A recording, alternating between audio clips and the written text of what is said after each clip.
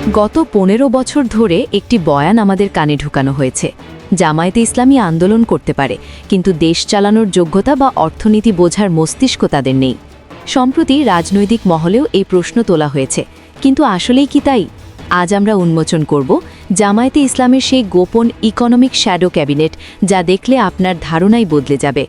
আবেগ নয়, প্রফেশনালিজম দিয়ে তারা কিভাবে 2026-এর ব্লুপ্রিন্ট সাজিয়েছে, চলুন দেখি।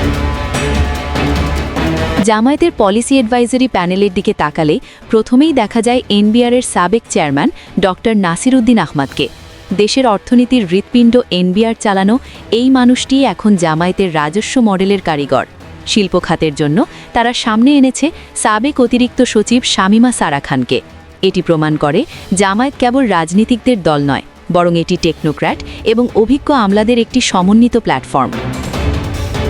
যারা বলেন জামায়াতের শিক্ষিত লোকের অভাব, তাদের জন্য উত্তর হল প্রফেসর ডক্টর ওয়ারিসুল করিম ও ডক্টর সাব্বির আহমেদের মতো বিশ্বমানের অর্থনীতিবিদরা।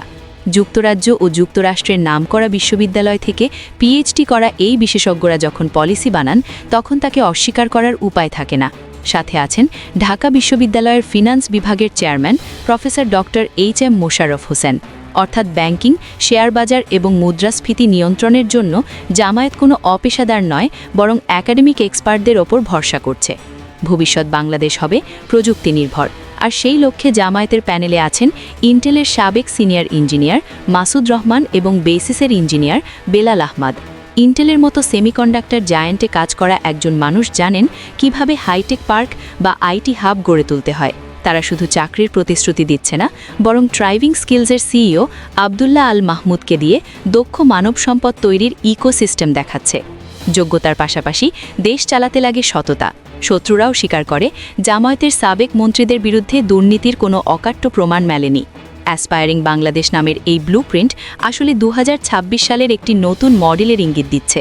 জামায়াত প্রমাণ করতে চাইছে তারা স্রেফ একটি রাজনৈতিক দল নয়, বরং একটি সুশৃঙ্খল স্টেট ইন ওয়েটিং।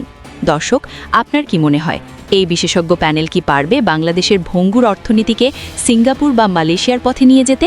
কমেন্টে আপনার মতামত জানান। ভিডিওটি ভালো লাগলে লাইক দিন এবং ভিডিওটি শেয়ার করে সাথেই থাকুন। ধন্যবাদ।